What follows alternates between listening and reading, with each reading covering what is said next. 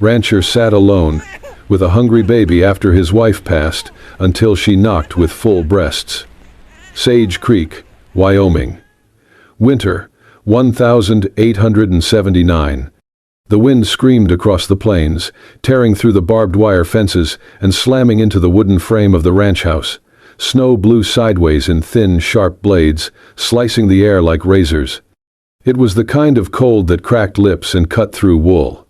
Inside the cabin, a baby cried. Ethan Cole stood hunched over the small cradle, eyes bloodshot, hands shaking.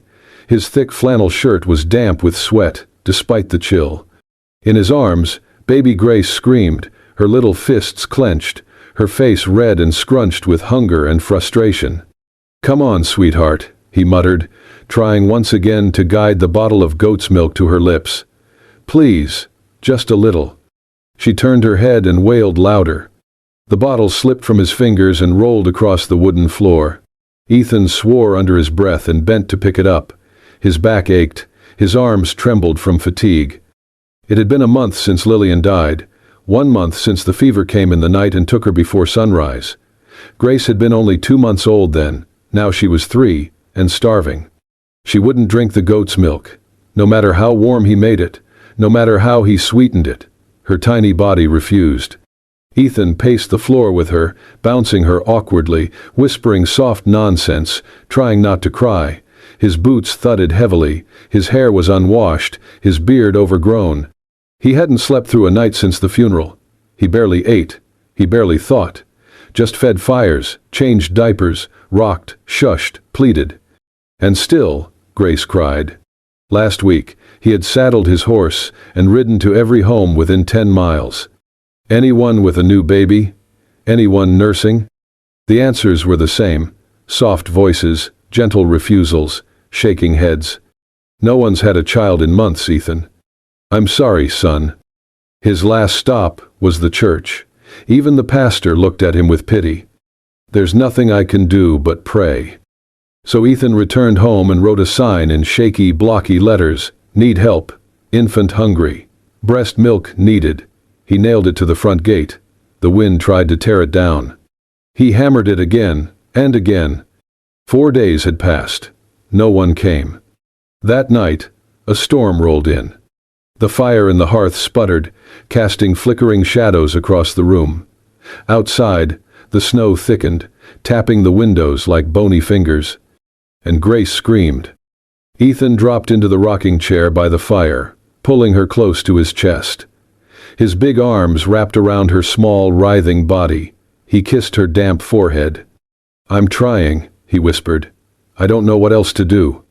She wailed louder, her cries raw and hoarse from hours of hunger. He rocked harder, faster. "I used to be the strongest man on this ranch," he muttered, voice cracking. "Now I'm just a father with shaking hands who can't feed his own child." His eyes burned, his throat closed. The storm outside howled louder. Inside, Grace's cries didn't stop. And Ethan Cole, rancher, widower, once the toughest man in Sage Creek, held his starving daughter in the dark and felt himself break. The rain struck the roof like fists, relentless and angry. Outside, wind howled through the prairie, lashing the cabin with wet gusts that crept through every seam and crack. Inside, Ethan Cole slumped in his chair, boots still muddy from the day, holding his 3-month-old daughter to his chest. Grace screamed, her tiny body curled against him, fists clenched in hunger and frustration. Ethan rocked her, humming broken lullabies. "Please, baby girl, please." Then, knock, knock, knock. He flinched. The sudden noise startled both him and Grace. Her wail paused only for a breath, then rose again. Another knock, urgent, shaky. Ethan rose, arms tightening around his daughter. He cracked the door. Wind slapped him in the face. A woman stood there, soaked to the skin, clutching a small cloth bag. Her cloak hung heavy with rain. Wet strands of hair clung to her cheeks. "Please," she said, voice barely audible over the storm, "I just need a place to stay for the night." He stepped aside without a word. She entered slowly, dripping water onto the floorboards. Then it happened. Grace screamed again, sharp, high-pitched, desperate. The woman stopped cold. Her eyes locked on the infant, her breath caught. Her hand flew to her chest, pressing over the fabric of her blouse, where dark stains had begun to spread. She took a step back, eyes wide. Tears filled them instantly. She began, then faltered. 5 months ago, I gave birth to a boy. He died 2 months later. She bit her lip, trembling. Since then, my body, it doesn't understand he's gone. The milk still comes. Every day, I throw it away. Every drop hurts. Ethan didn't speak. His throat was too tight. She's hungry, the woman whispered. Let me help, please. He hesitated, then nodded. She set down her bag. Her hands shook as she approached. She unfastened the front of her blouse with delicate, practiced motions, her breath ragged. Ethan held Grace toward her. The woman took the baby into her arms like she was made to do so. Her lips trembled. Her eyes never left Grace's face. The baby rooted instinctively, whimpering. Then, contact. She latched, her mouth pressing eagerly. A loud suck, then another. Her tiny body shuddered with relief. The woman gasped. Tears streamed down her cheeks as milk flowed. Her shoulders heaved with silent sobs. Grace nursed like a starving animal, each swallow audible in the hush of the storm. The room filled with the sound, the rhythmic sucking, the baby's soft sighs, the woman's gentle murmurs. It's okay. Eat, little one. I've got you. Ethan watched. His heart clenched. He had tried everything, every bottle, every trick. Nothing had worked. But now, in the arms of this soaked, trembling stranger, his daughter found peace. The woman closed her eyes. A single word escaped her lips. Thank you. Grace suckled slower now, content. Her fists loosened. Her cries faded. Ethan stepped forward and gently draped a blanket around both of them. She opened her eyes, looked up. What's your name? He asked softly. Clara, she said. Clara Bennett. I'm Ethan. And that's Grace. Clara looked down at the baby, who now rested quietly against her chest. She kissed her forehead. The storm still raged outside. But inside the cabin, something warm had taken root. A thread, a bond. Between a grieving woman, a desperate father, and a child who had finally found what she needed most. Milk, warmth, and a heartbeat to rest against. The storm passed, but Clara stayed. Not by any formal invitation, not by words even, but by necessity. Grace needed feeding every few hours. Ethan, silent and sleep-starved, never asked her to go.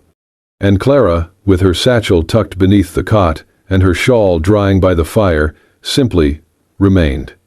She rose with the baby, fed her while the stars still clung to the sky, and laid her gently back to sleep before the first orange light cracked across the plain. Her hands moved with natural grace, wiping Grace's chin, humming under her breath, folding small clothes Ethan had never managed to wash properly.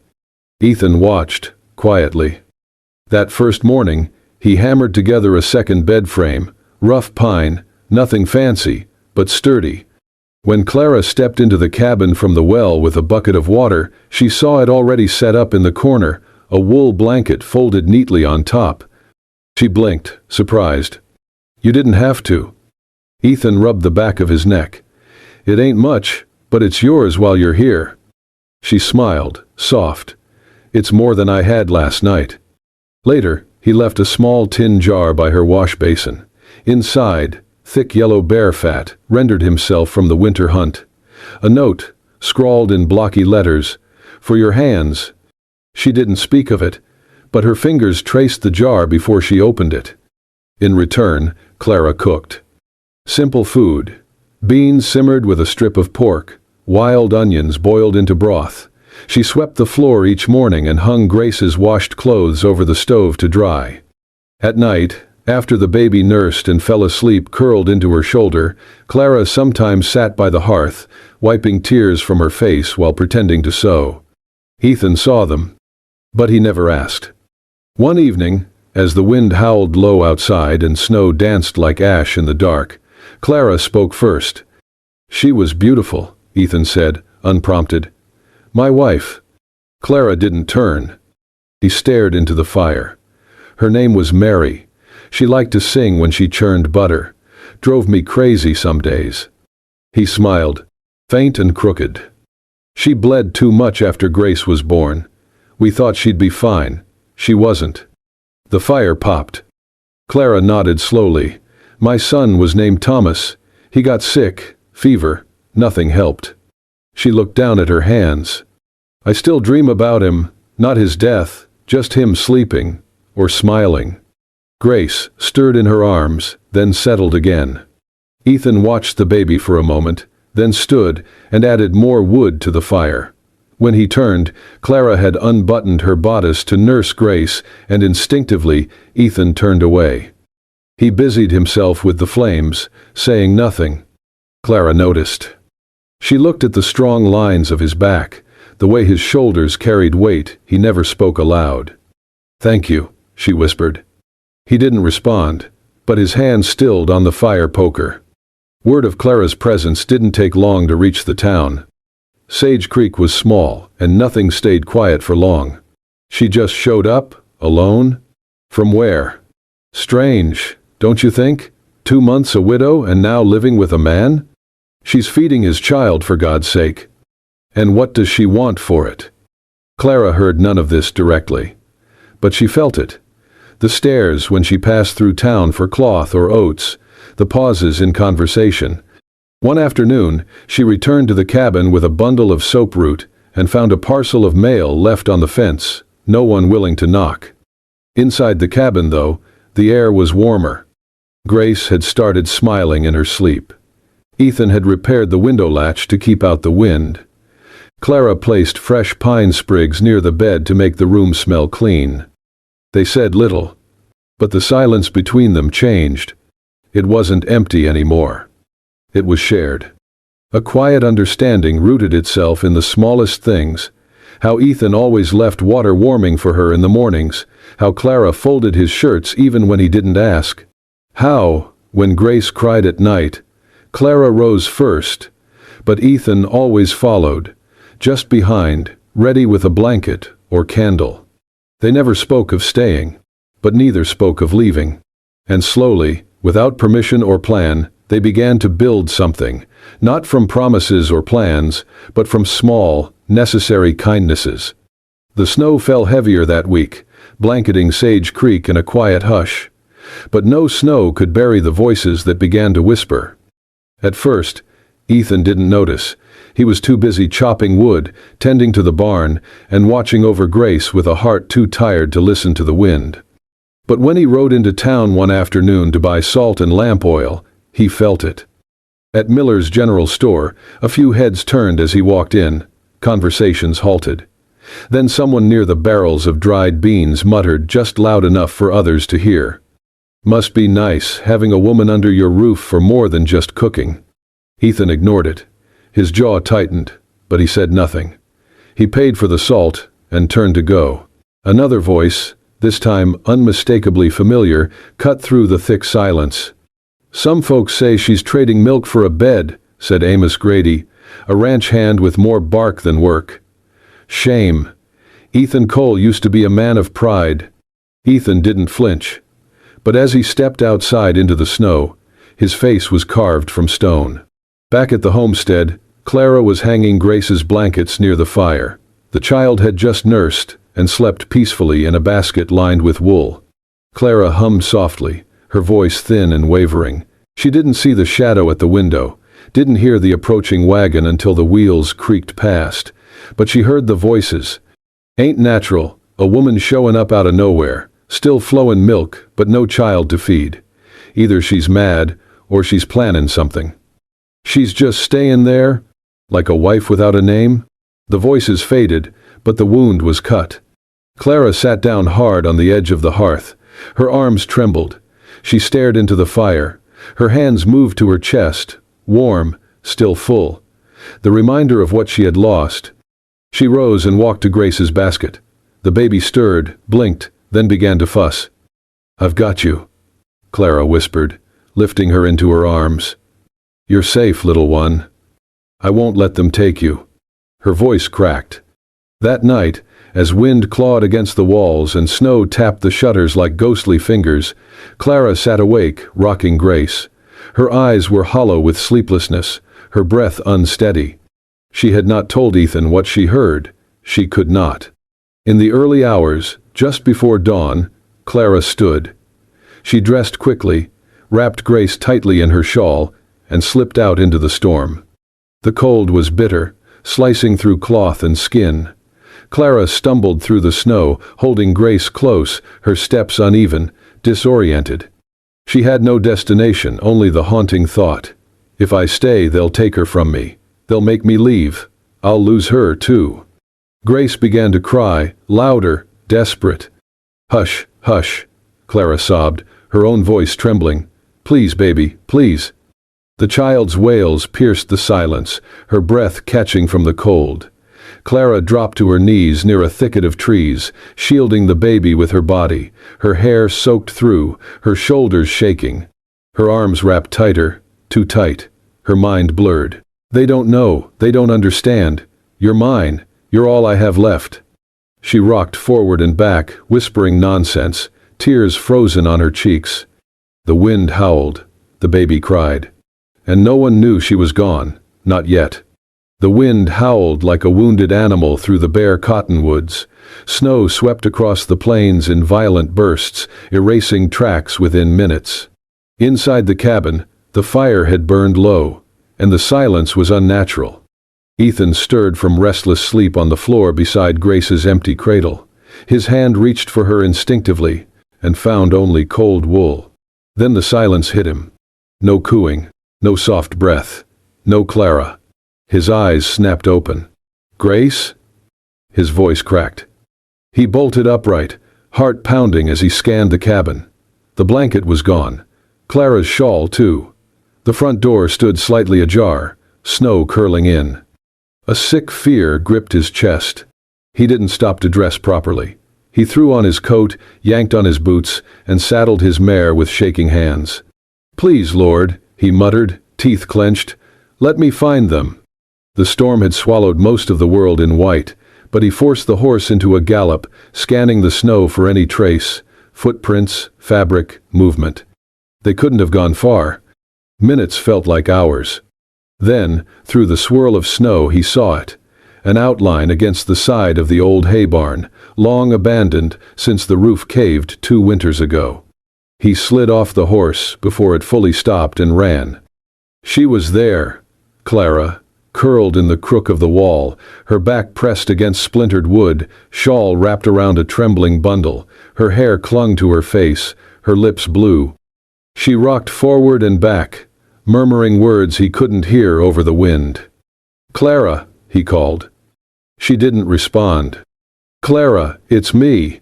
She looked up, wild-eyed, and clutched the baby tighter. Grace's cries had turned into hoarse, broken sobs. "No one's taking her," Clara whispered, eyes wide. "They'll say I don't belong. They'll send me away." Ethan knelt slowly, careful not to startle her. "I'm not here to take her," he said softly. "I'm here to bring you both home." Tears streaked down Clara's cheeks. "She's not mine, but she feels like mine, and I couldn't lose her. Not again." "You haven't," Ethan said, voice thick with emotion. "You saved her, Clara." He shrugged off his coat and wrapped it around her shoulders, then gently cradled both her and the baby into his arms. Her body was stiff, trembling, but she didn't resist. "You're not the woman who took something from me," he whispered. "You're the one giving her life." The words hung in the cold air. Clara gasped, and then broke. Her shoulders shook as a sob escaped, raw and guttural. She buried her face into his chest, clutching his coat, clutching Grace between them. "I didn't mean to run," she cried. I was so scared. They say I don't belong, that I'm nothing." "You're not nothing," Ethan said, resting his cheek against her damp hair. "You're the reason my daughter's still breathing." The baby whimpered softly, then fell into exhausted sleep against Clara's chest. Ethan held them both as the wind roared around the barn, He didn't care how long it took, he only knew one thing now. He wasn't losing them. Not tonight, not ever. Snow still clung to their coats as Ethan carried Clara and Grace through the cabin door. The warmth inside was faint, a flickering fire half smothered in ash, but it was home. He eased Clara onto the edge of the bed, gently peeled the baby from her arms, and cradled Grace close for a moment. The little girl stirred weakly, then nestled her cheek into his chest with a sigh that pierced straight through him. He crossed the room and laid her into her cradle, but not the old one. Beside the bed stood a new cradle, smooth pine wood polished by hours of his rough hands, each corner sanded soft, edges rounded with care. It had taken 3 nights of sleepless work by candlelight. He'd planned to give it to Grace for her 4th month. But now he realized it belonged to both of them. Clara looked at it, eyes wide, lips trembling. "You built that?" Ethan nodded. "For her. For you." Clara lowered her gaze. Her hands trembled slightly in her lap, clasping and unclasping. The silence between them was deep, but not cold. He walked back to the hearth, added a fresh log, and stoked the fire until the flames licked up strong and golden. Then he turned back and crossed the room in 2 quiet steps. He crouched in front of her, voice low. "You don't have to leave," he said. Clara looked up, startled. "You don't owe me anything," he continued, eyes steady. "But I'd be a damn fool to let you walk away without saying this." He reached for her hand, rough fingers brushing hers. "Stay." Clara's lips parted, breath catching in her throat. "Stay and be her mother. Not just for tonight, not just until spring, for good." Clara shook her head slowly, blinking back tears. "Ethan, I'm not whole. I lost my baby. I still wake up, thinking I hear him cry." Her voice cracked. "I look at Grace, and sometimes I see him, then I remember he's gone, and I'm terrified. Terrified I'll lose her too." Ethan tightened his grip on her hand. "That fear? I live with it every day, every damn minute since Ruth passed." His voice softened. "But Grace, she's here, because of you. She sleeps now, because of you." Clara looked toward the cradle. Grace was curled like a kitten, one fist by her cheek, her breath even. "You didn't steal her," Ethan said. "You saved her." Tears slid down Clara's cheeks. She didn't speak. "Whatever it is you're carrying," he whispered, "you don't have to carry it alone. Not anymore." The wind howled outside, but inside the fire cracked steady and warm. Clara reached out with trembling hands and cupped his cheek. Her eyes searched his, full of grief and longing, and something softer, hope. "You really want me to stay?" Ethan's voice was firm. "I need you to stay. But more than that, Grace needs you." Clara's breath hitched. "I don't know if I'm strong enough." "You're already the strongest woman I know," Ethan said, brushing a thumb across her knuckles. "You've already done the hardest thing in the world, given love when you had every reason to shut it away." Clara leaned forward and pressed her forehead against his. "Okay," she whispered. "I'll stay." Ethan exhaled, shoulders sagging, like something heavy had finally slipped free. He stood, gently pulled the quilt over her shoulders, then sat beside her on the edge of the bed. Clara turned her face toward the cradle, where their girl slept, full and warm. And for the first time in a long, long time, she felt like maybe, just maybe, this wasn't the end of her story. It was the beginning. The wind had shifted by noon, sharp and dry, curling dust off the ridge behind Ethan's ranch. Clara sensed something was wrong long before the first boot touched the porch. Ethan stood outside, sleeves rolled up, splitting kindling with a steady rhythm. Grace slept inside, warm against Clara's chest. Then came the hooves, 3 horses, men with hard faces. One of them, a tall man with a scar across his cheek, dismounted first. He didn't bother with pleasantries. "Cole," he said, spitting into the dirt, "time's up." Ethan didn't pause his movement. He set another log, split it clean. "I don't reckon I know what you mean," he replied evenly. "Oh, I think you do," another man said, stepping forward. He wore a town deputy's badge, but Ethan knew better. He hadn't worked a lawful day in months. "That loan your brother took before he ran off? It's on your land. That makes it your debt." Ethan stood upright, wiped his hands on his trousers. "My brother's choices don't bind mine, you know that." "But the land does," the third man sneered. "And we've got papers to say so." Clara peered through the window, heart pounding. She clutched Grace tighter, her breath shallow. "We ain't here for talk," the scar-faced man said. "You pay up, or we take what's owed." Ethan glanced at the barn, then at the cabin, Clara's shadow just behind the curtain. His jaw tightened. "You're not taking anything," he said, voice low. "Not from this house, not from that child." A laugh snorted from the deputy. "You gonna stop us? One man with a tired horse and a baby on your porch?" Ethan stepped forward, calm and deliberate. "You think a man won't fight harder when he's protecting the only thing he's got left?" The scarred man reached for his belt. "That a threat?" "No," Ethan said, eyes steady. "It's a promise." From the corner of the porch, Ethan grabbed something wrapped in oilcloth. He pulled the fabric free, a hunting rifle, well kept, the stock worn from years of use. Inside, Clara gasped. She stepped back from the window, whispering, "Please, don't let it happen." The standoff held, 3 against 1, but Ethan didn't shake. Then came the sound, a single cock of the rifle. Ethan didn't raise it, he didn't need to. "I've got no quarrel with men doing honest work," he said, "but this is stealing, and if you cross that line, you'll answer to more than just me." The deputy hesitated, his eyes flicked toward the horizon, where a few townfolk had started to gather, drawn by the noise, the tension.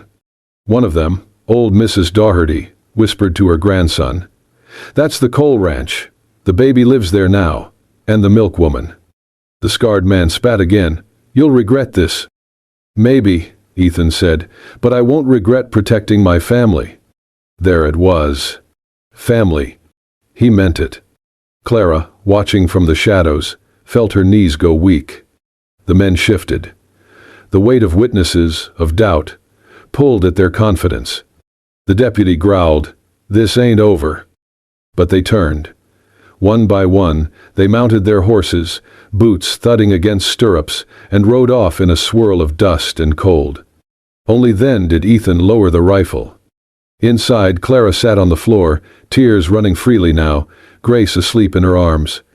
Ethan stepped through the door, dirt on his boots, chest heaving not from fear, but from something harder, relief. She stood slowly. "You're hurt?" He shook his head. "Not today." Her voice broke. "You called us your family." Ethan looked at her, voice quiet. "Because you are." Outside, a boy from town ran back down the road shouting, "He stood them off! One man! Protected the whole place!" And just like that, the town began to see Ethan Cole, and the woman with milk-stained sleeves, not as strange charity cases, but as something more. Survivors, protectors, family. 3 years had passed since the night Clara knocked on Ethan's door. The winters had come and gone, painting the prairie in frost and fire. But the little cabin on the edge of Sage Creek had stayed warm, kept so not just by logs in the hearth, but by the quiet, enduring fire of a new family. Grace was 3 now. Her laughter rang through the garden like a bell, her small boots kicking up dust as she chased a butterfly past the rows of late summer squash. Her dark curls bounced with every step, her cheeks red from the sun and joy. Clara stood by the fence, one hand resting on the gentle swell of her belly. She was 7 months along now, and her face glowed not just from motherhood, but from peace, earned and tender. She watched Grace with a smile that held both joy and ache, the memory of what was lost and what was found. Ethan joined her from the barn, a spade in one hand, a small sapling in the other, a white fir, its roots wrapped in damp burlap. "You ready?" he asked. Clara nodded. "Let's plant it near the fence, where she can see it grow." Ethan knelt by the earth, Grace bounding over to them. "What is it, Papa?" she asked, eyes wide. "It's a white fir sweet pea," Ethan said, brushing her curls back. "It'll grow tall and strong, just like you. Can I help? He handed her the little trowel. Start diggin', then. She plunged into the dirt with glee, Clara laughing softly. Together, the three of them worked the soil until the hole was just right. Ethan lowered the sapling in place, packed the earth around it. Clara stood beside him, her fingers brushing his. What made you choose this tree? She asked softly. Ethan looked at her, then at the sky, already streaked with pink from the setting Sunday. White fir's stubborn, he said, tough against the wind, holds its green through snow and storm. It survives. Clara nodded slowly. Ethan turned toward her. So do we. He reached for her hand, his voice quieter now, meant only for her. If the snow keeps falling and this tree keeps standing, then so does this, us, this family. Clara's eyes welled. That's our promise? He smiled. That's our promise. Grace clapped. It's our tree! It is, Ethan said, lifting her into his arms. Yours, your mama's, and mine. They stood there a while, the wind rustling through the grass, the horizon gold with the last light of day. Later, as the sun dipped low, Ethan sat on the porch rail, Grace curled up at his feet, her head resting against his boot. Clara leaned in the doorway, one hand at her back, the other on her belly, watching her family as if she could store the sight in her bones. Ethan looked up at her and held out his hand. She took it, their fingers lacing easily, as if they'd always belonged together. He looked down at Grace. Did you know, he said, when you were little, you didn't want any milk but hers? Grace giggled. Mama milk? The best kind, Clara added, kneeling to kiss her daughter's forehead. The stars began to peek out one by one. The prairie lay quiet. The fir tree stood by the fence, its needles catching the moonlight. And inside the cabin, etched into the wooden beam above the hearth, were three names. Grace Cole, Clara Bennett, Ethan Cole. Not born of blood, but chosen. Every day, deliberately, tenderly, chosen. Not from duty, but from mercy. Not for survival, but for love. And as the western sky burned one final gold across the hills, their story ended the way all true love stories do, not with an end, but with a promise. Not by blood, but by choice. Not by debt, but by grace. A father, a mother, a child. They chose one another to live. If this story touched your heart, if you found yourself holding your breath in the storm, or wiping away tears as Grace found her mother, then you already know. Love doesn't always ride in with thunder. Sometimes it knocks in the rain. Sometimes it comes with trembling hands, a baby's hungry cry, and a man willing to stay. In the wild, untamed heart of the West, it's not always blood that makes a family. It's courage, it's grace, it's choice. And this was one love story of many. If you believe in stories where love heals what loss broke, where strength is quiet and loyalty runs deep, then don't ride off just yet. Hit that hype button. Subscribe to Wild West Love Stories for more tales where hearts find each other across the dust and wind. The prairie is wide, the fire's still warm, and somewhere out there, another story is just beginning. We'll be here to tell it. Come ride with us.